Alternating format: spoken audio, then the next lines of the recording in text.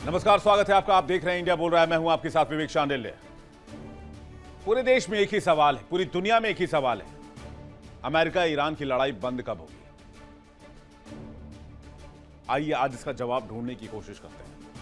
क्या जंग का दायरा बढ़ेगा या सीजफायर की कहानी आगे बढ़ेगी?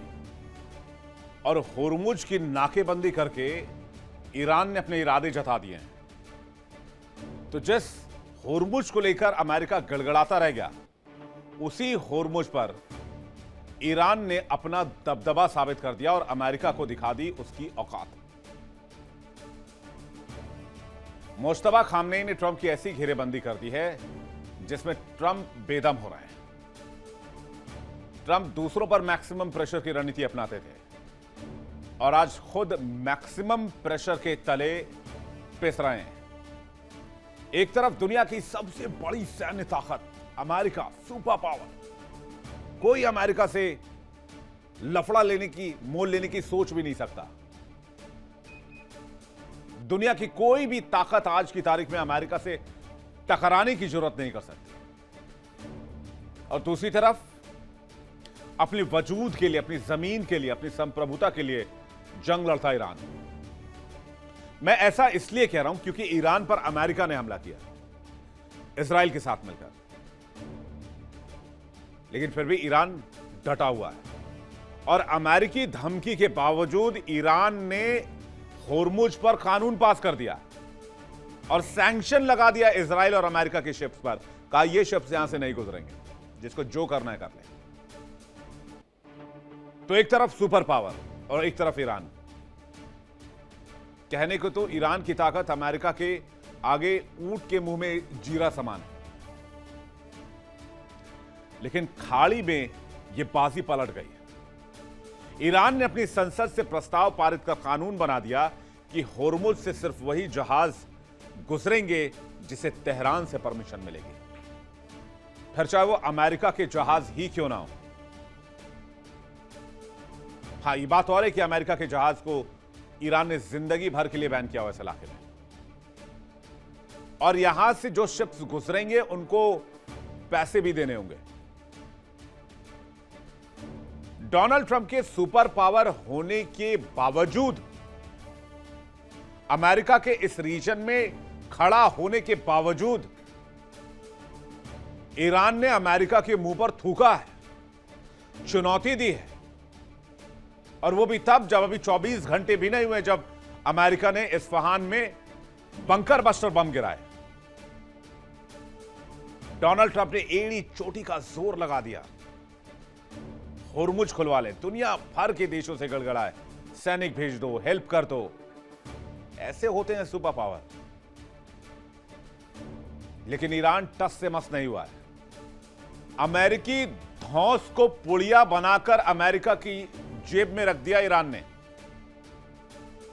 डोनाल्ड ट्रंप की बोलती बंद कर दी होर्मुज पर, अमेरिका के दांत खट्टे कर दिए। और ये लड़ाई सिर्फ होर्मुज स्ट्रेट की एक समुद्री मार्ग की लड़ाई नहीं है, ये नाक की लड़ाई है। या तो ईरान रहेगा या तो इस इलाके में अमेरिका रहेगा। हालात ऐसे हैं कि दुनिया के सबसे ताकतवर मुल्क की बेबसी इस वक्त दुनिया देख रही है। ईरान अपनी शर्तों पर खेल रहा है और होर्मुज की इन लहरों ने ट्रंप के सुपर पावर होने के घमंड को धो दिया है, समंदर की गहराई में दफन कर दिया है। ईरान ने साबित कर दिया अगर हौसला बुलंद हो तो समंदर की लहरें भी बड़े बड़ों का रास्ता रोक देती है। तो क्या होर्मुज पर अब सिर्फ तेहरान की चलेगी? बाकी देशों का क्या होगा? मिडिल ईस्ट का क्या होगा? और इस भाई साहब का क्या होगा? इनके बारे में बात करेंगे। ये क्या करेंगे अब जब होर्मुज नहीं खुलवा पाए? तो क्या होर्मुज से वापस जाएंगे या फिर यहीं पड़े रहेंगे? इस पर भी बात करेंगे, देखेंगे। आज की खबर को डिटेल से करेंगे। इंटरनेशनल डिबेट, दुनिया भर से मेहमान हमारे साथ होंगे। होर्मुज में दो ताकतें आमने सामने। एक तरफ दुनिया का सुपर पावर अमेरिका, जिसके पास सबसे घातक हथियार है, सबसे विशाल सेना है, सबसे विशाल नौसेना है। सामने खड़ा एक छोटा सा देश ईरान, जिसकी ताकत आती है 16वें नंबर पर ग्लोबल फायर पावर रैंकिंग में। लेकिन यही छोटा सा देश ईरान अमेरिका को नाकों चने चबवा रहा है। होर्मुज स्ट्रेट ट्रंप के लिए गले की वो हड्डी बन चुकी है जिसे ट्रंप ना उगल पा रहे हैं ना निगल पा रहे हैं। और दुनिया भर के सैंक्शन, धमकी, तबाही के वर्ड्स सब सुनने के बाद ईरान ने अपनी संसद में वो प्रस्ताव पारित कर दिया जो अमेरिकी राष्ट्रपति के चेहरे पर थूकने जैसा है। तेहरान ने साफ कर दिया कि होर्मुज में अगर किसी की मर्जी चलेगी तो वो ईरान है। और यही नहीं, इस वैश्विक समुद्री मार्ग जो किसी के पास नहीं है, यानी किसी देश की सीमा में नहीं है, वहां पर ईरान ने टोल वसूलने की बात कह दी है और ये कानून बना दिया ईरान ने। और ऊपर से अमेरिका और इजराइल के लिए इस रास्ते को हमेशा हमेशा के लिए बंद करने का प्रस्ताव भी रख दिया।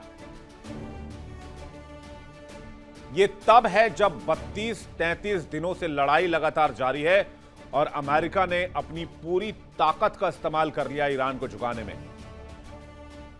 लेकिन इतनी बड़ी सैन्य ताकत होने के बावजूद अमेरिका यहां से माचिस की तीली तक नहीं हिला पाया। अमेरिका के गुरूर को, ट्रंप के गुरूर को तेहरान ने चकनाचूर कर दिया है, होर्मुज स्ट्रेट में दफन कर दिया है समुद्री लहरों के नीचे। ईरान जानता है कि सैन्य ताकत में वो अमेरिका के सामने ऊंट के मुंह में जीरा के बराबर है, लेकिन उसकी रणनीति ने उसे वो ताकत दी है जिसे अमेरिका समझ ही नहीं पाया। डोनाल्ड ट्रंप को लगा था कि जिस मुल्क पर हमने 1979 से सैंक्शन लगाया हुआ है उसे एक हफ्ते में दिन में तारे दिखा देंगे चुटकी बजाते हुए। लेकिन ना तो ईरान झुका और ना ही होर्मुज खुला, और अब होर्मुज को लेकर ईरान ने नया कानून पास कर दिया और अमेरिका के सुपर पावर होने वाले घमंड को मिट्टी में मिला दिया, खास करके डोनाल्ड ट्रंप के। होर्मुज में ईरान ने किस तरीके से नाकेबंदी की है, जरा ये समझते हैं। पहले नया प्रस्ताव जो पास किया अपनी संसद से ईरान ने, वो क्या है। ईरानी संसद ने होर्मुज टोल प्रस्ताव को मंजूरी दे दी। अमेरिका इजराइल के जहाजों को यहां पूरी तरीके से बैन कर दिया गया आजीवन। अभी जहाजों की आवाजाही में भारी गिरावट है, लेकिन जल्द ही यहां पर ट्रैफिक सामान्य हो सकता है। 5000 जहाज प्रतिदिन गुजरते थे, अभी 150 जहाज प्रतिदिन गुजर रहे हैं। होर्मुज संकट से वैश्विक तेल की कीमतें बढ़ी हुई हैं। ब्रेंट क्रूड $104 पर बैरल के पास पहुंच गया है। और ईरान का ये जो नया पैंतरा है प्रस्ताव जो ईरानी संसद ने पास किया है, ये डोनाल्ड ट्रंप के जख्म पर मिर्च छिड़कने के जैसा है। जैसे डोनाल्ड ट्रंप बिलबिला उठे हैं, अंदर तक खून खौल जाए डोनाल्ड ट्रंप का, और वो चाह के भी कुछ ना कर पाए, क्योंकि डोनाल्ड ट्रंप ने अपनी पूरी ताकत लगा दी है, एड़ी चोटी का जोर लगाया हुआ है। और ईरान क्या कर रहा है? ईरान कह रहा है कि होर्मुज एक तो खोलेंगे नहीं, अब खोलेंगे तो पैसे लेंगे यहां से जो भी निकलेगा। और अमेरिका बेबस है। आज की तारीख में होर्मुज अमेरिका की दुखती रग है, जिसको छूने के भर से डोनाल्ड ट्रंप को 440 वोल्ट का झटका लगता है। दुनिया का 20% ऑयल इस रीजन में ब्लॉक है। ईरान ने इस रूट को बंद करके एनर्जी मार्केट में, वर्ल्ड एनर्जी सेक्टर में हाहाकार मचाया हुआ है। और सो कॉल्ड चौधरी साहब चुपचाप बैठे हुए, उनके पास की कुछ है ही नहीं, यानी कि अमेरिका। अब जरा होर्मुज का हाल देख लीजिए। होर्मुज में ईरान की नाकेबंदी के बाद तेल टैंकर्स वाले जहाज की कैसे लंबी कतार लगी हुई है। ये देखिए तस्वीरें, ये एरियल व्यू है, और ये जितने भी छोटे छोटे आप देख रहे हैं, ये सब तेल टैंकर्स हैं और सब होर्मुज से गुजरने का वेट कर रहे हैं। लेकिन वही जहाज निकल सकता है जिसके पास तेहरान से परमिशन है। पूरी दुनिया को एनर्जी संकट में डालकर डोनाल्ड ट्रंप बेबस व्हाइट हाउस के अंदर बैठे हुए हैं, क्योंकि उनके हाथ में कुछ नहीं है। ट्रंप ने सोचा था ईरान पर दबाव बनाकर ईरान को नाको चने चबवाएंगे, या तो पासा ही पलट गया। ईरान ने दिखा दिया कि जब बात संप्रभुता की आती है, जब बात वजूद की आती है, जब बात हौसले की आती है, जब बात जंग लड़ने की आती है, तो ईरान ईंट का जवाब पत्थर से देना जानता है। होर्मुज पर ट्रंप की एक ना चलने की वजह से डोनाल्ड ट्रंप अभी तक जो ये बात कह रहे थे कि वो 6 तारीख तक ईरान पर हमला नहीं करेंगे, आपको वीडियो दिखाते हैं। डोनाल्ड ट्रंप ने खुद पोस्ट किया। इस आदमी की बात पर यकीन नहीं किया जा सकता। ये देखिए, तस्वीरें आपके सामने हैं। इस आदमी ने, अमेरिका ने ईरान पर अटैक किया, वो भी तब जब ये कह रहे थे कि 6 तारीख तक हमला नहीं करेंगे। ये खबर है आपके पास, आप सुने होंगे खबर कि वो 6 तारीख तक हमला नहीं करने की बात कर रहे थे और अमेरिका ने अचानक से बंकर बस्टर बम का इस्फहान न्यूक्लियर फैसिलिटी पर अटैक कर दिया और कह रहे थे भाई हम एनर्जी सेक्टर पर हमला नहीं करेंगे, 6 तारीख तक हमला नहीं करेंगे। और क्या किया अमेरिका ने, तस्वीर आपके सामने है। और उसके बाद डोनाल्ड ट्रंप ने अपने सोशल मीडिया पर यह वीडियो भी पोस्ट किया है। क्यों विश्वास करे डोनाल्ड ट्रंप का पूरी दुनिया? एक तरफ कहते हैं 6 तारीख तक हम हमला नहीं करेंगे, हमने 10 दिन का एक्सटेंशन दिया है, और दूसरी तरफ अटैक की तस्वीर। अमेरिका ने ईरान के प्रमुख शहर इस्फहान में हथियार डिपो को निशाना बनाया। कहा जाता है यहां पर न्यूक्लियर प्लांट भी है, जिससे बड़ी मात्रा में ईरान एनर्जी बनाता है, बिजली बनाता है। 907 किलोग्राम के 2 बंकर बस्टर बम का इस्तेमाल किया गया। इस हमले का उद्देश्य ईरान की सैनिक क्षमताओं को कमजोर करना बताया जा रहा है। तो भाई साहब, ये क्यों कह रहे थे कि हमला नहीं करेंगे और कूटनीति की टेबल पर दोनों देशों को आना चाहिए? तो डोनाल्ड ट्रंप झूठ बोल रहे थे और उनके झूठ का पर्दाफाश खुद उन्होंने ही अपने सोशल मीडिया पर ट्वीट करके कर दिया। होर्मुज पर कब्जे के लिए अब तक ट्रंप ने क्या क्या किया? 9 दिन चले 2.5 कोस वाली कहानी है। होर्मुज खुलवाने के लिए बड़े पैमाने पर अमेरिकी सैनिकों की तैनाती की, 4,500 मरीन कमांडोज लगाए, स्पेशल नेवी टीम भेजी, 11वीं MU मरीन भेजी, एक्सपीडिशनरी यूनिट जो होती है, बॉक्सर एम्फीबियस रेडी ग्रुप भेजी, USS त्रिपोली जैसे युद्धपोतों की तैनाती की। इससे पहले जेराल्ड R फोर्ड भेजा, USS लिंकन भेजा। बंकर बस्टर बमों से अब भी वो अटैक कर रहे हैं, लेकिन वो ईरान के इरादों को नहीं गिरा पा रहे हैं। ईरान ने सिर्फ अमेरिका ही नहीं बल्कि उसके सबसे करीबी दोस्त इजराइल को भी आड़े हाथों लिया। ईरान का कहना है कि जहाज जो उनकी सुरक्षा के लिए खतरा है, उन्हें यहां से गुजरने का कोई हक नहीं है। अमेरिका और इजराइल के लिए यह स्थिति इधर कुआं उधर खाई जैसे वाली स्थिति है। अगर वो सैन्य कार्रवाई करते हैं तो तेल की कीमतें और ज्यादा आसमान छूने लगेंगी। चुप रहते हैं तो सुपर पावर की साख धूल में मिलती रहेगी, मिट्टी में जाती रहेगी। अमेरिका को ईरान ने मिडिल ईस्ट जंग में पानी पिला पिलाकर जख्म दे रहा है। इतनी ताकत होने के बावजूद ईरान अमेरिका पर 20 साबित हो रहा है। यकीन ना हो तो कंपैरिजन देख लें। वैसे फिर मैं आपको कह रहा हूं कंपैरिजन नहीं बनता है, फिर भी कंपैरिजन देखते हैं। आइए, रक्षा बजट लगभग $1 ट्रिलियन, इसको बढ़ाकर $1.5 ट्रिलियन करने की कोशिश है डोनाल्ड ट्रंप की। रक्षा बजट 10 से 15 अरब डॉलर। देख रहे हैं, जमीन आसमान का फर्क है। इसके अलावा सैनिकों की संख्या लगभग 13.5 लाख, यहां सैनिकों की संख्या 6 लाख। आप अमेरिका और ईरान की ताकत में फर्क देखिए, लगभग 8 लाख रिजर्व सैनिक है, लगभग 3.5 लाख रिजर्व सैनिक है। बजट जो है वो बहुत कम है। कुल आप देखिए, फाइटर विमान 13,000 से ज्यादा, कुल फाइटर विमान लगभग 550, और वो भी सब बाबा मॉडल के, पुराने मॉडल के। तो नया कुछ है नहीं, क्योंकि सैंक्शन है 1979 से। उसके बाद टेक्नोलॉजी शेयर किसी ने की नहीं, क्योंकि अमेरिका की दादागिरी चलती थी। अब देखिए, F-35, F-22, F-16 जैसे स्टेल्थ फाइटर जेट शामिल हैं, लेकिन ईरान के पास क्या है? MiG-21 या उससे पुराने कोई रूसी या अमेरिकी विमान मौजूद हैं, जो आज की तारीख में धूल फांक रहे हैं, जिनकी टेक्नोलॉजी बहुत पुरानी हो चुकी है। लेकिन फिर भी ईरान ईरान है। अमेरिका की ताकत देखिए, 465 से 484 कुल नेवी पावर है, अगर शिप्स की बात की जाए। तेहरान के पास कितनी? 109 कुल। इसमें से 11 परमाणु विमान वाहक पोत और 66 पनडुब्बियां शामिल हैं। लेकिन ईरान के पास सिर्फ 25 पनडुब्बियां और छोटे युद्धपोत हैं।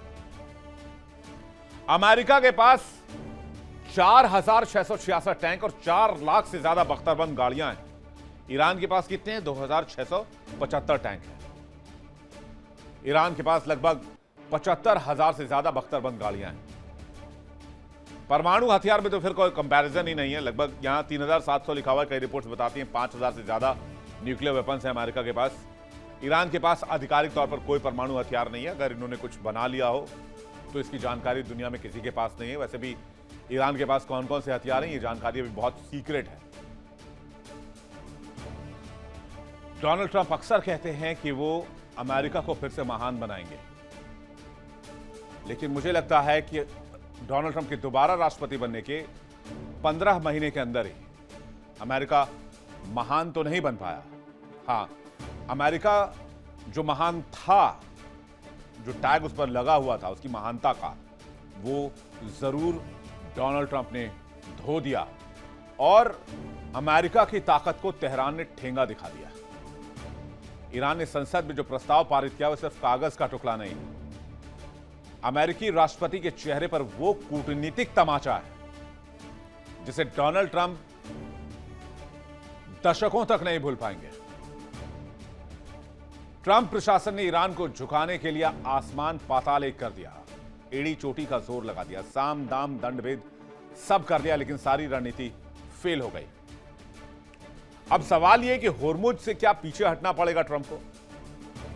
इतनी फजीहत करवा के क्या ट्रंप यहां से फरार हो जाएंगे? क्या भागना पड़ेगा? पीट हेग्सेट ने अब से थोड़ी देर पहले कहा है कि युद्ध को लंबा नहीं खींचना चाह रहे डोनाल्ड ट्रंप। तो फिर क्या करने के लिए आए डोनाल्ड ट्रंप यहां पर? फिर कहते हैं कि भाई होर्मुज खुलवाने के लिए अमेरिका को जटिल सैन्य अभियान चलाना पड़ेगा। तेहरान कहता है कि आप इन्वेजन करो तो सही, आप लाओ तो सेना, फिर मैं बताता हूं कि लड़ाई कैसे लड़ी जाती है ग्राउंड पे। तीसरा जो सबसे महत्वपूर्ण कारण है वो होर्मुज स्ट्रेट से सिर्फ 1% तेल यूएस को पहुंचता है, इसलिए यूएस का बहुत फायदा नहीं है, ये फंसे हुए हैं भाई साहब। कारण 4, यूरोपीय देश होर्मुज पर मदद से पीछे हट गए और अमेरिका अकेला पड़ गया है। फिर होर्मुज के चलते मिडिल ईस्ट में अमेरिकी बेस को हमले से बचाना चाहते हैं। ट्रंप का दावा है कि ईरान में उनके उद्देश्य पूरे हो चुके हैं और वो जंग जीत चुके हैं, लेकिन कहां से जंग जीत चुके हैं ये तो यही बता सकते हैं। मुझे तो नहीं लग रहा कि अमेरिका इस इलाके में जंग जीत चुका है। अमेरिका इस इलाके में अभी तक जंग हार रहा है। ईरान ने साबित कर दिया है युद्ध सिर्फ हथियारों से नहीं, सही रणनीति, सही समय पर सही फैसले और सही घेरेबंदी से जीती जाती है।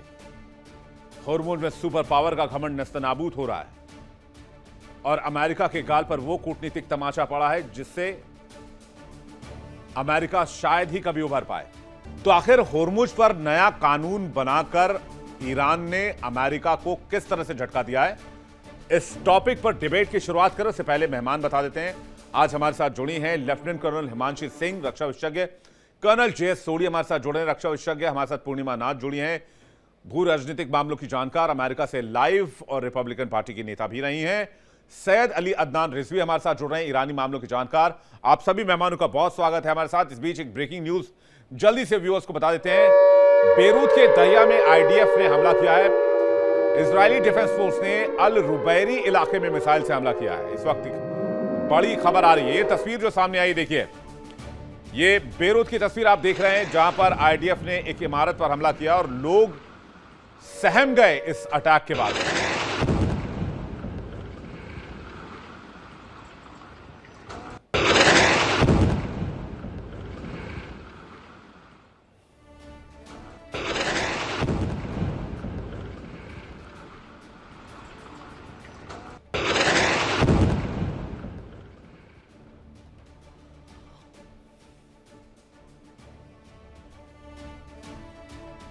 तो क्या अमेरिका होर्मुज चक्रवात में फंस चुका है? सीधे चलते हैं गेस्ट के पास। Colonel JS. सोडी से पहला सवाल है मेरा। कर्नल साहब, सवाल इस बात को लेकर है कि अमेरिका जो कह रहा था होर्मुज खुलवाएंगे, ईरान ने तो बिल ही पास कर दिया और अमेरिका इजराइल के जहाजों को सैंक्शन कर दिया, बैन कर दिया और जो जहाज बाकी घुसरेंगे उन पर टोल लगाने का ऐलान कर दिया।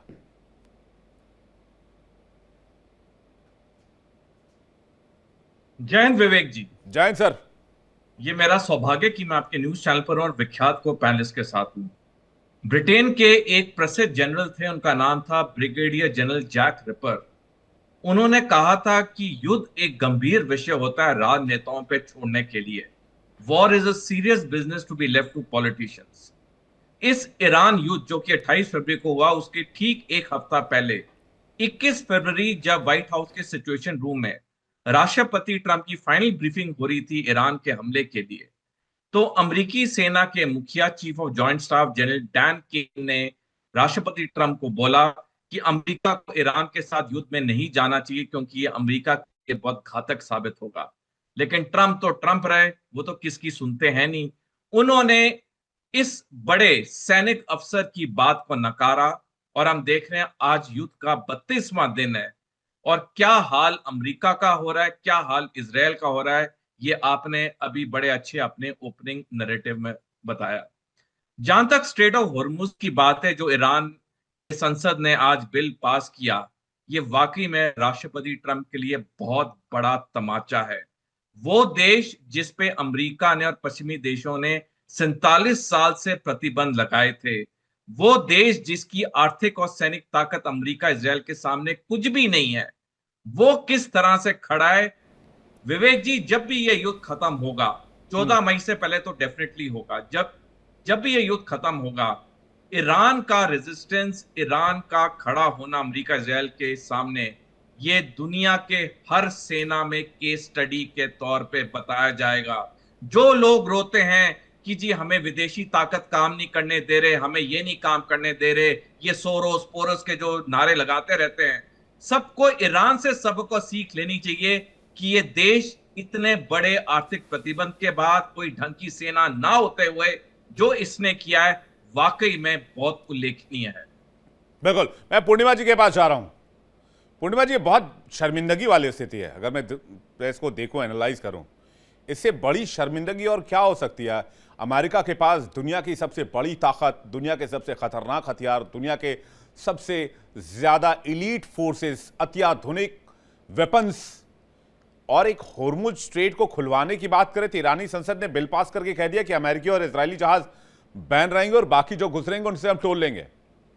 यह अलग विषय हो सकता है कि ईरान को ऐसा करना चाहिए कि नहीं करना चाहिए, लेकिन ये तो सीधे सीधे अमेरिकी राष्ट्रपति के चेहरे पर तमाचे की तरह है, कूटनीतिक तमाचा है।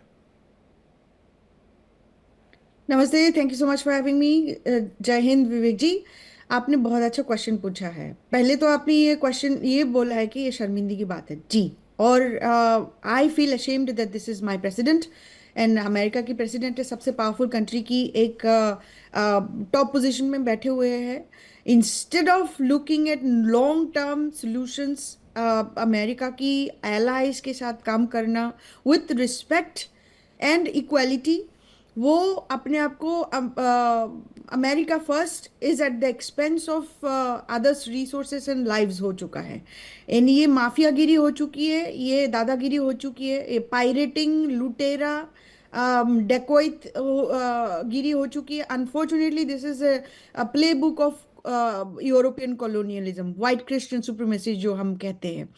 सो इसमें कोई दोहराई नहीं है। सेकेंडली, आपने ये कहा है कि ईरान को स्ट्रेट ऑफ हॉर्मुज से तोड़ लेना चाहिए कि नहीं लेना चाहिए, सही है कि गलत है, वो क्वेश्चन पूछना चाहिए। मेरा क्वेश्चन आपसे है विवेक जी, आज यूएन जैसे ऑर्गेनाइजेशन एक रेजोल्यूशंस लेके आए ईरान के अगेंस्ट, वो जो डिफेंसिव का एक्ट कर रहे हैं अपने सॉवरेंटी के लिए, अपने जो भी है, whatever, you don't have to like them, but at the same time UN का ऑडासिटी हुआ यूएस के अगेंस्ट रेजोल्यूशन लाने के लिए, उनको बोलने के लिए कि actually the invasion was from United States and the war of aggression was done by United States. हुआ है, किसी का करेज है? आज दुनिया में एक कंट्री है, मुझे बताइए, अब मैं इंडिया का नाम भी नहीं लेना चाह रही हूँ, आप इसमें एक कंट्री है दुनिया में जो यूनाइटेड स्टेट्स को इन्वेडर हिसाब से बोला है। पिछले 4 साल से हमें ये ठुसा के बताया गया है कि Russia was the invader of Ukraine. आज अब 32 डेज हो चुका है, आपके चैनल में सारा every single day 4, 5, 4, 5, 6 hours, 7 hours, कभी कभी 10 आवर्स बैठे हुए थे, हमने इस युद्ध के बारे में बात कर रहे। मुझे आप एक एनालिस्ट बोलिए, एक एंकर बोलिए, एक न्यूज चैनल बोलिए जो अमेरिका को इन्वेडर बताया है और एग्रेसर बताया, बताइए। तो आप ये क्वेश्चन ही पूछते कैसे हो, जो ईरान को क्या करना चाहिए क्या नहीं करना चाहिए? ये क्वेश्चन तो आप अमेरिका को नहीं पूछ रहे हो, ये क्वेश्चन तो आप इसराइल को नहीं पूछ रहे हो कि एक तरफा नैरेटिव चलाया जा रहे हो। आज प्रेसिडेंट ट्रम्प जो ट्रूथ सोशल में मैं आपको पोस्ट करते, पूर्णिमा जी, मैं आपको एक एंकर का नाम बता सकता हूं, उसका नाम है विवेक शांडिल्य, जिसने लगातार 30 दिनों में ये बात कही है कि अमेरिका का ये फैसला दादागिरी है, माफियागिरी है, गुंडागर्दी है, ये एक तरफा है और गलत। ईरान के जो आंतरिक हालात है, ईरान अपने आंतरिक हालात के लिए जिम्मेदार है। वहां की सरकार, वहां की रिजीम, वहां के लोग उसका फैसला करेंगे। इसका हक अमेरिका को किसी ने नहीं दिया कि वो किसी भी देश में घुसकर उसके हक, हुकूक और उसकी संप्रभुता को चैलेंज करें। आज आपने कहा पूरी दुनिया खामोश है, मैं आपकी बात से सहमत हूं, लेकिन जब अमेरिका किसी और देश पर अब फिर से हमला करेगा तो उस दिन किसी और देश की बारी आएगी, उस दिन फिर पूरी दुनिया खामोश रहेगी। इसलिए पूरी दुनिया को एक अलाइन होने की आवश्यकता है। जल्दी से अपनी बात पूरी कर लीजिए, फिर मैं हिमांशी और रिजवी जी के पास जा रहा हूं। छोटी सी बात कहना चाहती हूँ विवेक जी, ए नैरेटिव इज इंपॉर्टेंट। आप कैसे वर्ड्स रख रहे हो वो भी इंपॉर्टेंस रखती है। द रीजन प्रेसिडेंट ट्रम्प और उसके एडमिनिस्ट्रेशन उसको वॉर घोषणा इसलिए नहीं किया कि वो डॉज कर पाए कांग्रेशनल अप्रूवल का। तो ये सिर्फ मैं बना के नहीं बोल रही हूँ, इट इज वर्ड्स। आप देखिए पीट हेग्सेट किस तरह के शब्दों का इस्तेमाल करते हैं। उनकी भाषा वॉर मॉन्गरिंग है और एक डिक्टेटर की तरह और एक तरह से गुंडे की तरह बात करते हैं वो।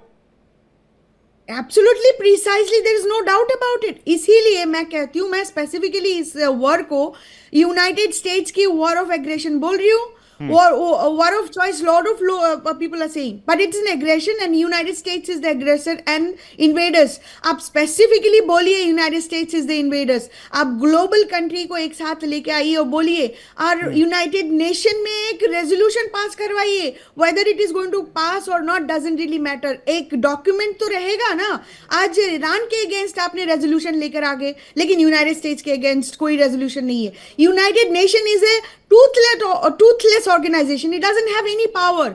दुनिया में आज तो कोई पीस लेके नहीं आ पाए, वो क्या करेगा? लेकिन at the end of the day एक डॉक्यूमेंट तो रहेगा ना आपके पास, वो अब हमारी नेक्स्ट जनरेशन वो देख पाएंगे अगर हिस्टोरिकली कोई नहीं। लेकिन ईरान ने जो 1 महीने में किया है वो तो पढ़ाया जाएगा ना दुनिया को, एक काले इतिहास के काले अक्षरों में लिखा जाएगा डोनाल्ड ट्रंप की नाकामी। और तो डोनाल्ड ट्रंप इतने डरे हुए कह रहे हैं मुझे इंपीच किया जा सकता है, मुझ पर ये महाभियोग चलाएंगे, मुझे जेल के अंदर डाल देंगे। ये सारी बातें डोनाल्ड ट्रंप ने अभी रिसेंट अपने संबोधन में कही है। वो जानते हैं कि मिड टर्म इलेक्शंस में उनका क्या होने जा रहा है। अमेरिका के लोग किस कदर नाराज है। 90 लाख लोग सड़क पर उतरे थे और मुझे खबर मिली है कि अभी कमिंग संडे को 1 करोड़ लोग नीचे सड़क पर उतरकर प्रोटेस्ट करने वाले हैं। तो उनका तो ऊपर वाला ही मालिक है। मैं हिमांशी जी, ईरान ने कितना बड़ा मैसेज देने की कोशिश की है ये बिल पास करके होर्मुज के ऊपर, जब अमेरिका कह रहा है कि भाई आपने होर्मुज नहीं खोला तो हम पूरे ईरान को तबाह कर देंगे। नमस्कार, जय हिंद विवेक। देखिए, इससे पहले कि हम आपके टॉपिक पे आए, मैं आपको 2 छोटी चीजें बताती हूँ। पहली बात तो यह है कि अगर आप ईरान के रणनीतिक नेतृत्व को समझे तो वहां पर ऑलमोस्ट 90% से ज्यादा लोग तो नैनो टेक्नोलॉजी, मिसाइल टेक्नोलॉजी और बाकी चीजों में भाई पीएचडी करे हुए हैं। तो उनको पता है कि युद्ध को कैसे चलाना है, इकोनॉमी को कैसे चलाना है और देश को कैसे चलाना है। और दूसरी बात यह है, मुझे नहीं पता कि ट्रंप के पास ऐसे कितने लोग हैं जो इस क्वालिफिकेशन को रखते हैं या इस तरह का साइंटिफिक माइंडसेट रखते हैं। और देखिए, जब हम बात करें आपके टॉपिक की, तो अब ईरान बहुत क्लियर है उसको क्या करना, और ईरान ने इन चीजों को भी प्रॉपर डिस्कस करके फिर एक मैनेजमेंट का कानून पास किया है। और डेफिनेटली देखिए, अगर वो वहां पे सुरक्षा प्रदान कर रहा है या वहां का पर्यावरण देख रहा है, और उसने बकायदा देखिए ओमान को भी इसमें इन्वॉल्व करने की कोशिश की है, क्योंकि उसके साथ कहीं ना कहीं इस पानी की सीमाएं मिलती हैं। टेरिटोरियल वाटर्स में एक एक्सक्लूसिव इकोनॉमिक जोन नाम की चीज होती है जो हम सब देशों के पास होती है, जिनका कहीं ना कहीं समुद्री सीमाएं लगी होती हैं। बिल्कुल। और अगर अमेरिका अपनी तरफ से जब उसने सऊदी के साथ में मिलकर या जिन भी देशों के साथ मिलकर जब पेट्रो डॉलर में पूरे विश्व का व्यापार जो होगा, जो तेल का है, वो डिसाइड किया था, तो क्या उसने ईरान से पूछा था कि भाई आप किस में व्यापार करना चाहते हैं? नहीं पूछा था। तो आज अगर ईरान रियाल में टोल वसूलना चाह रहा है तो वो ठीक है, और वो बहुत क्लियर है, उन्होंने कानून पास किया है इस चीज को लेके। अगर अमेरिका अपनी दादागिरी इकोनॉमिक्स को लेके कर सकता है, तो ईरान इकोनॉमिकली ही उसको जवाब देने की कोशिश कर रहा है। ईरान बहुत क्लियर है, आप मिसाइल मारेंगे, हम मिसाइल मारेंगे। आपने हम पर 12,700 के करीब सैंक्शंस लगा दिए, कोई बात नहीं, हम उस समय नहीं लड़ पाए, लेकिन उन्होंने over the period of time America की इकोनॉमी को कैसे कमजोर करना है ये स्टडी किया है, और ये उसी दिशा में एक कदम है। अगर ये टोल वाकई लागू हो जाता है तो लगभग 100 बिलियन एक साल में ईरान कमा पाएगा, तो ये युद्ध में जो उसकी क्षति हुई है वो पूर्ति काफी हद तक हो पाएगी। और मुझे इसमें कुछ भी गलत नहीं लग रहा है, क्योंकि कहीं ना कहीं हर कोई देश अपनी रीढ़ अगर झुका लेता है अमेरिका के सामने, तो वही वजह है कि वेनेजुएला के बाद ईरान नहीं, ये तो फिर ट्रंप के जख्मों पर नमक छिड़कने जैसा हो गया। नहीं, ऐसा जैसे तेहरान ने मिर्ची मसल दिया। वो कहते होर्मुज खोल दो, होर्मुज खोल दो, इन्होंने कहा कि भाई हम इजराइल और अमेरिका के जहाज को इस इलाके से बैन करते हैं। बहुत जरूरी है। और देखिए, ये ईरान ने सिर्फ नीतियां या कानून नहीं बनाया है, उन्होंने इसको कैसे धरातल पर इंप्लीमेंट करना है उसके लिए भी काम किया। उनकी माइंस तैयार है, उनकी फास्ट अटैक बोट्स तैयार हैं, उन्होंने मिसाइलें भी रखी हुई हैं जो इनकी मरीन मिसाइलें हैं। तो ऐसा नहीं है कि ईरान ने सिर्फ अमेरिका की तरह जो एक बड़ी बड़ी बातें करते हैं, कानून बना देते हैं, उसको इंप्लीमेंट कैसे करना है उस तक में भी ये नीचे तक गए हैं। और अभी तो देखिए हूती भी शुरू हो गए, तो 20% तो आपका ईरान ने बंद कर दिया व्यापार, और पूरी जितनी भी आपकी सप्लाई चेन थी, 12% हूतीज बंद कर देंगे, तो 32% अगर पूरे विश्व में तेल और बाकी व्यापारिक चीजें बंद हो जाती हैं, तो कितना बड़ा संकट ये पूरे विश्व में आएगा। और ये सिर्फ अमेरिका की वजह से हो रहा है, क्योंकि ईरान तो बातचीत के टेबल पे बैठा हुआ था, आप उठ के गए थे, आपने बम मारा तो आप भुगतिए अब ये। सो मुझे लगता है कि देखिए, जब युद्ध होता है तो सब कुछ हर तरीके से हर कंट्री अपने आप को डिफेंड करती है, तो ये ईरान का तरीका है जी। मतलब ईरान ने हर मोर्चे पर अमेरिका को जवाब दिया। अगर आर्थिक मोर्चे पर हमला हुआ तो आर्थिक मोर्चे पर जवाब, अगर एनर्जी साइड पर हमला हुआ तो एनर्जी साइड पर अटैक। तो ये एक स्ट्रेटेजी टिट फॉर टैट वाली चल रही है, ईंट का जवाब पत्थर से देने वाली बात। लेकिन बाकी के मुल्क को परेशानी क्यों यहां पर सामना करना पड़े? कम से कम इस मामले में तो ईरान को विचार करना चाहिए। ठीक, आप अमेरिका को जवाब दीजिए, लेकिन बाकी के मुल्कों का क्या दोष है भाई? वो उनके लोग सफर कर रहे हैं, तो इस बारे में कम से कम तेहरान को विचार करना चाहिए। रिजवी साहब जी, विवेक जी, बहुत शुक्रिया आपका, सारे पैनलिस्ट को और आपको सलाम अर्ज है। इसके उल्टा भी सवाल हो सकता है विवेक जी कि सारे मुल्क को भी मिलकर ईरान के बारे में सोचना चाहिए, जो कि अब तक 47 साल से नहीं सोचा गया। मैं ऑब्जेक्टिव पर बात करना चाहूंगा विवेक जी। पिछले इस जंग में जो 1 महीना गुजर गया है, अमेरिका का जो भी ऑब्जेक्टिव था वो रोज बदलता गया। कभी तो रेजिम चेंज करना था, कभी ईरान में दाखिल हो जाना था, कभी स्ट्रेट ऑफ होर्मुज अपने कब्जे में ले लेना था।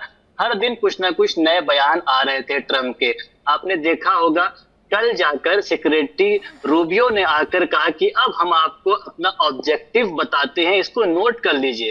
यानी आप सोचिए कि 1 महीने के बाद जब जंग में सब लोग परेशान हैं, अब ये अपना ऑब्जेक्टिव बता रहे, और उसमें उन्होंने 4 बातें बताई। उनमें से वो 4 बातें कि मैं उनकी फोर्स को तबाह करना चाहता हूं, नेवी को खत्म करना चाहते हैं, उसके बाद उनका जो मिसाइल सिस्टम है उसे रोकना चाहते हैं, जहां पे खत्म करने की बात थी वहां पर रोकने पर आ गए, और चौथा और आखिरी कि हम जो है इनकी मिसाइल फैक्ट्री को डिस्ट्रॉय करना चाहते हैं। ये तमाम तर वो 4 बातें थी जिसके बारे में ट्रम्प मुसलसल कहते आ रहे कि हमने खत्म कर दिया, अब जाके वो ऑब्जेक्टिव बताए जा रहे हैं।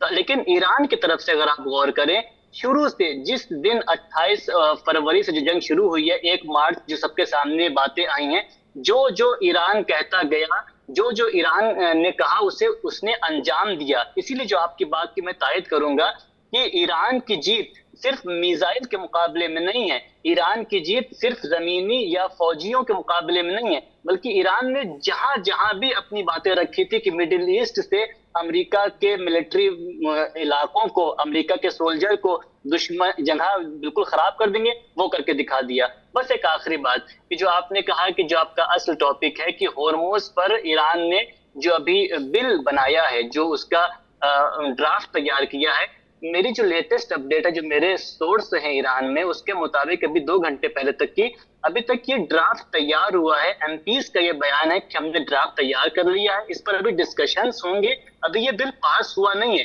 लेकिन इस बात का इत्मीनान मैं आपको दिला दूं कि स्टेट ऑफ हॉर्मुज 28 फरवरी से पहले वाला स्टेट ऑफ हॉर्मुज नहीं बनने वाला है। अब जो स्टेट ऑफ हॉर्मुज, चूंकि 12 नॉटिकल माइल्स तक की जो दरियाई इलाके होते हैं, वो उस मुल्क की अपनी जमीन होती है।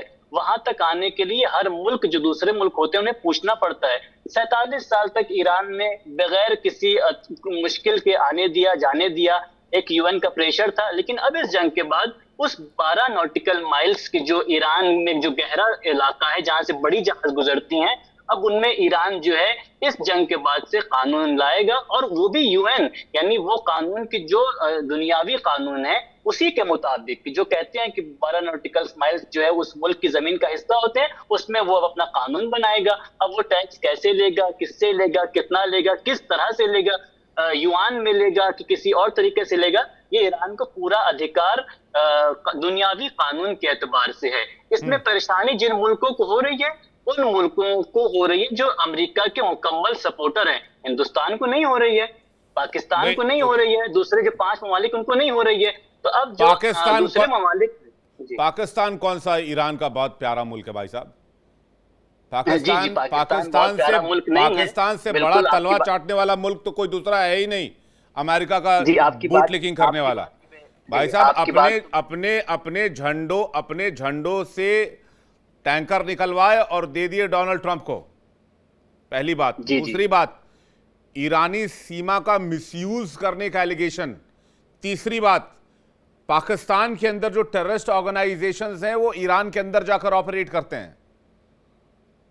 तो इसमें पाकिस्तान को छूट देने वाला मेरे समझ से परे है। खैर वो तेहरान का आंतरिक मामला है, लेकिन ये क्वेश्चनेबल है। मैं सोली सर से जल्दी से रिएक्शन लेना चाहूँ। सोली सर, अब क्या करेगा अमेरिका? देखिए, ईरान ने तो मिर्ची घस दी उसके जले पर यह प्रस्ताव डालकर।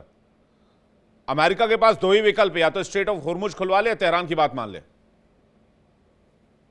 विवेक जी, अमेरिका स्ट्रेट ऑफ हॉर्मुज तो कभी नहीं खुलवा सकता। अगर वो जमीनी हमले का सोचता भी है तो अमेरिका के लिए बहुत घातक साबित होगा, क्योंकि ईरान बैठा है ताक में। कोई भी द्वीप पे अगर अमेरिका ने अपनी सेना भेजी तो ईरान के सैनिक वहां ऑलरेडी तैनात हैं। हमें याद रखना चाहिए, जब 1987 में भारतीय सेना की हेली ड्रॉप हुआ था जाफना यूनिवर्सिटी श्रीलंका में ऑपरेशन पवन के तहत, एलटीटी के आतंकवादी तैयार बैठे थे हमारे लिए। और उसके बाद क्या हुआ, मैं दर्शकों से अनुरोध करूंगा थोड़ा गूगल सर्च करें। तो हेली ड्रॉप या ड्रॉप इतना आसान नहीं होता है जब दुश्मन पूरा सतर्क हो और वेट में हो कि कब ये वहां आसमान से नीचे उतरे। तो स्ट्रेट ऑफ हॉर्मुज तो पूरी तरह से अब ईरान के ही नियंत्रण में रहेगा। जहां तक डोनाल्ड ट्रंप की बात है विवेक जी, 16 अगस्त 1989 को जब डोनाल्ड ट्रंप 43 साल के एक सफल व्यापारी थे अमेरिका में, उन्होंने इंटरव्यू दिया था बॉब वुडवर्ड को, जो कि एक प्रसिद्ध अमेरिकी पत्रकार है। तो जब बॉब वुडवर्ड ने 43 साल के डोनाल्ड ट्रंप से पूछा कि आपका व्यापार में इतनी सफलता का राज क्या है, तो डोनाल्ड ट्रंप ने कहा कि मैं अपने इंस्टिंक्ट या मैं अपने सोच पे ही काम करता हूं। मेरे सलाहकार अगर मेरे को एडवाइस भी करते हैं ये काम नहीं करने के लिए, लेकिन मैं करता हूं अगर मेरी इंस्टिंक्ट कहती है।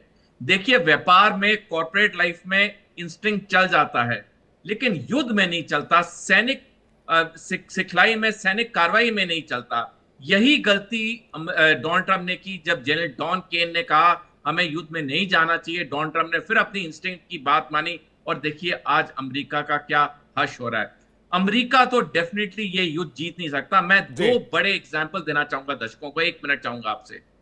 26 मार्च को न्यूयॉर्क टाइम्स ने आर्टिकल छापा है जिसमें साफ लिखा है कि अमेरिका के जो मिडिल ईस्ट में 13 सैनिक बेसिस थे उसे ईरान ने पूरी तरह बर्बाद कर दिया है। अमेरिकी सैनिक 50,000 के करीब जो मिडिल ईस्ट में तैनात है, अब होटलों से या किराए के घरों से वर्क फ्रॉम होम कर रहे हैं। कितने शर्म की बात है, महाशक्ति के सैनिक वर्क फ्रॉम होम कर रहे हैं। अगले दिन 27 मार्च को लेफ्टिनेंट जनरल एयाल जमीर, जो कि इजरायली डिफेंस फोर्सेस के चीफ ऑफ स्टाफ हैं, उन्होंने इजराइल के मंत्रिमंडल को बताया कि इजराइल की सेना is on the verge of collapse, Israel की सेना टूटने के कगार में है, क्योंकि हम जिस तरह से इतने लंबे समय से युद्ध कर रहे हैं, मैं आगे के जो भी मेरे कार्य होंगे मैं नहीं कर पाऊंगा। यही दो बातों से साफ जाहिर होता है कि ईरान ने किस तरह से 31 दिन के युद्ध में इजराइल और अमेरिका जैसी बड़ी सैनिक शक्तियों को घुटने पे लाया है। बिल्कुल, रणनीति भी कोई चीज होती है ना, इंस्टिंक्ट से कोई लड़ाई थोड़ी लड़ी जाती है। पूर्णिमा जी का रिएक्शन चाहूंगा, क्या ये बात सही है कि वो अपने इंस्टिंक्ट के हिसाब से फैसले लेते हैं? पर बिजनेस में फिर भी चल जाता है कि आपने मार्केट का हाल देकर फैसला कर लिया। अगर डोनाल्ड ट्रंप ईरान गए होते, तेहरान घूमे होते, तो मुझे लगता है कि वो ये फैसला करते भाई ईरान पर जाकर अटैक कर दो। देखिए, instinct is not a bad thing, लेकिन जब आप एक प्रेसिडेंट बनते हो, जब आप एक पॉलिटिकल लीडर बनते हो, आपकी सिर्फ ये जो पोजीशन है सिर्फ 330 मिलियन पीपल की प्रेसिडेंट हिसाब से नहीं बने हैं ना। ये तो मोस्ट पावरफुल पोजीशन माना जाता है दुनिया में। यहाँ पे लिटरली पोस्ट डाला जाता है, आपकी हेडलाइन बन जाती है। तो उस सिचुएशन में आप जो भी डिसीजन ले रहे हो, आप जो भी कर रहे हो, वो आपको सोचना चाहिए आपके एक डिसीजन पे दुनिया में कहाँ पे हलचल मचेगी। आप देखिए, आप स्टॉक मार्केट की बात कर लीजिए। पहले काफी बार हमने सुना है कि डोनाल्ड ट्रंप स्टॉक मार्केट नहीं देखते, वो नैरेटिव फैलाए जाते हैं, लेकिन सच में सच तो ये है कि वो लिटरली न्यूज चैनल देख के अपना डिसीजन बनाते हैं। और यहाँ पे भी मैनिपुलेट किया गया है। ऑयल की प्राइसेस को नीचे करने के लिए 2-3 बार उन्होंने ऐसे बयान डाला हुआ है कि इमीडिएटली स्टॉक मार्केट में हमने देखा है चेंजेस आई है, इमीडिएटली ऑयल का प्राइस घटा हुआ है। आपने देखा होगा with in just the last 32 days. तो इनकी आप अंदाजा तो है, जो पोजीशन में बैठे हुए उस पोजीशन में एक डिसीजन पे कितना हलचल मच सकती है दुनिया में। अगर ये इराटिक एक रैशनैलिटी और इगोटिस्टिक लोग जैसे ट्रम्प बैठे हुए आज, वो विंडिक्टिव माइंडसेट से बैठे हुए, विशियस माइंडसेट से बैठे हुए, एक वाइल्ड माइंडसेट से बैठे हुए, एक विलेनस माइंडसेट से बैठे हुए, तो फिर वो किसका भला कर सकता है? वो जो आदमी बार बार जाके झूठ बोलता है कि मैंने 8 वार 10 वार ऐसे रुकवा दिया, जो वार आपने बोला था रुकवाने के लिए 24 आवर्स में, विद इन 1 डे, आपने तो रुकवा नहीं पाए। अब जाके दूसरा वार छेड़ दी। अब जाके shamelessly you are asking and begging for the Nobel prize. अब यहाँ पे लोग लिटरली क्रिएट कर रहे हैं आपके लिए अवार्ड्स। फीफा ने आपके लिए अवार्ड क्रिएट किया, आपने खुद अपने आपके सर पे डाल दी। और ऊपर से उस दिन माइक जॉनसन, हमारी Republican leader from the house, literally created a America First award. What is really going on here? Are you so greedy, so lusty, so that you can't really run this country without being awarded by somebody for something? ये आपने बड़ी important बात कही कि वो उनको लगता है वो 330 मिलियन लोगों के बॉस बन गए अमेरिकी राष्ट्रपति बनने के बाद, और इसी तरह से एक्ट कर रहे हैं। हिमांशु जी, आपके हिसाब से क्या कदम होना चाहिए अब अमेरिका का? या तो चुपचाप निकल जाए या फिर ऐसे बॉम्ब पे बॉम्ब मारते रहेंगे, जिसको कहते हैं हवा में तीर चलाना। नहीं विवेक, ये इतनी आसानी से नहीं निकलेंगे। जो मुझे लग रहा है कि 90% संभावना अब नेवल स्किर्मिश की है। और देखिए, 1980 के दशक में भी जब टैंकर वॉर हुआ था, तब अमेरिका युद्धपोत जो है व्यापारिक जहाजों को एस्कॉर्ट करते थे। लेकिन इस समय जो स्ट्रेट ऑफ हॉर्मुज में जिस तरह का माहौल बना हुआ है, इनके लिए पॉसिबल नहीं है। ये कोशिश जरूर करेंगे, क्योंकि ट्रंप मुझे लगता है कि ग्राउंड रियलिटी से काफी दूर है। जो उनको लोग फीड करते हैं, शायद से इतना फिल्टर होकर उनके पास पहुंचता है कि जिस तरीके से वो एक ऑब्लिटरेटेड बार बार बोलते हैं, और वी हैव ट्रायम्फ्ड, तो जिस तरह की बातें वहां से की जा रही है, तो मुझे लगता है जमीनी सच्चाई से वो बहुत दूर है। तो हो सकता है यूएसएस त्रिपोली आ गया है और ऑलमोस्ट 50,000 के करीब सैनिक इन्होंने ईरान के लिए, जो कह रहे हैं, सेंट्रकॉम में पहुंच चुके हैं। लेकिन जब इससे पहले भी इराक का युद्ध हुआ था, तो 2.5 लाख सेना लगी थी इराक युद्ध में, जो कि कोalition वाली इनकी आर्मी थी, उसको उतारा गया था इकट्ठा। लेकिन अब अगर 2.5 लाख की बात करें, 50,000 की बात करें, जो कि ईरान की आर्मी है, 6 लाख के करीब इनकी रेगुलर आर्मी है, प्लस इनके पास बाकी सब करके तो 10 लाख के करीब की सेना है। तो कहाँ 50,000 और कहाँ 10 लाख की सेना। मैं ये नहीं कहूंगी कि सब एक जगह कॉन्ग्रीगेटेड है, but still it is difficult. US करेगा कोशिश कि वो इनका जो रडार सिस्टम है, जो आसपास वहां पर नेवल जो भी इनके बेसमेंट्स हैं उन पे बहुत ज्यादा हमले इसलिए करेगा। खार को कंट्रोल करना चाह रहे हैं ना, वो चाह रहे हैं खार कंट्रोल कर लेंगे तो तेहरान जी, के खार एनर्जी भी सेक्टर को कंट्रोल कर लेंगे, फिर तेहरान आइलैंड खार सारा इसको ये कंट्रोल करना चाह रहे हैं, लेकिन ये पॉसिबल है नहीं, क्योंकि जो आप जमीनी लड़ाई लड़ते हैं उसमें और जो आप स्ट्रेटेजी बनाते हैं उसमें बहुत फर्क होता है। जी क्या खार को कंट्रोल किया जा सकता है रिजवी साहब? जी विवेक जी, बस एक खबर आपको देते हुए मैं इसका जवाब देना चाहूंगा कि कल ईरान में Islamic Republic of Iran day है। तो अभी 1 घंटे बाद इस वक्त ईरान में पूरे ईरानी जो है रोड पर निकलेंगे। बस मुझे ये तस्वीर याद आ रही है कि इस वक्त ईरान में पूरी पब्लिक ईरान के सपोर्ट में है और इधर हमारे 90 लाख जो है अमेरिकन वो ट्रम्प के खिलाफ हैं। तो हालात कितने बद से बदतर होते जा रहे हैं। नहीं, ये खबर तो मैंने रिजवी साहब, ये खबर मैंने चलाई, कल भी चलाई थी। मैंने कहा कि जो रिजीम चेंज करने निकले थे उनकी खुद की रिजीम खतरे में है। ये खबर मैंने बताई थी दर्शकों को। जी अनकरीब आपके शो पर फिर आएंगे तो तब इंशाअल्लाह ईरान जो है जीत चुका होगा। बस ये जो आपने खार्क आइलैंड पे कब्जा करना अमेरिका के लिए ना ही जमीनी एतबार से आसान है, ना ही हवाई एतबार से। ये बात मैंने कही थी एक मरतबा आपके शो पर कि अली शमखानी साहब जो रहबर के साथ शहीद हुए, उनका ये कहना था कि उनसे सवाल किया गया कि इन आइलैंड्स पे कितने लोग हैं, तो आपने पलट कर पूछा कि जमीन के ऊपर या जमीन के नीचे। तो अगर ये पैराट्रूप्स आते भी हैं अमेरिकन, तो ये इनकी कब्र बनेगी और जो है ना ही ये पानी के जरिए से आ पाएंगे ना आसमान से। अगर बिलफर्ज ये आ भी जाते हैं तो ईरान के पास खुद अपनी जमीन से हमला कर उस आइलैंड को बचाने के बहुत सारे रास्ते हैं। तो ये सिर्फ और सिर्फ जो अब तक ये बातें हो रही हैं सिर्फ मार्केट को मैनिपुलेट करने के लिए है, चूंकि अब इसके बाद अमेरिका की खुद अपनी इकोनॉमी खतरे में है। ट्रम्प चाहते हैं कि अपनी करीबियों का फायदा बड़े पैमाने पर, जैसे कि आप देखे हैं कि हुआ है, और फायदा करवाने के लिए एक महीने में ये इस रिपोर्ट्स हैं कि डोनाल्ड ट्रंप ने अपनी जेबें और अपने फैमिली की जेब बहुत रफ्तार से भरी है और जो भी फैसला लेते हैं वो ट्रेडर्स तक पहुंच जाते हैं पहले और मार्केट में खेल हो जाता है एंड देन व्हाइट हाउस इसका या डोनाल्ड ट्रंप इसका ऐलान करते हैं। तो ये एक अलग गेम चल रहा है, जो डॉलर्स इसमें बहुत बना रहे हैं वो, और वो डॉलर्स ईरानियों के खून से रंगे हुए हैं। ये बात मुझे कहने में कोई बुराई नहीं। ये वही अमेरिका जो कहता था कि भारत रशिया से ऑयल ले रहा है तो भारत के हाथ यूक्रेनियों के खून से रंगे हुए हैं। तो आज डोनाल्ड ट्रंप को ये देखना होगा कि ईरानियों के खून से रंगे हुए हैं वो डॉलर्स जो वो अपने फायदे के लिए अपने इंफॉर्मेशन के जरिए कमवा रहे हैं अपने करीबी लोगों को, या खुद कमा रहे हैं, वी डोंट नो। लेकिन हाँ, ये खेल चल रहा है, बड़े पैमाने पर चल रहा है और इस खून में कमाई की जो कोशिश है वो की जा रही है।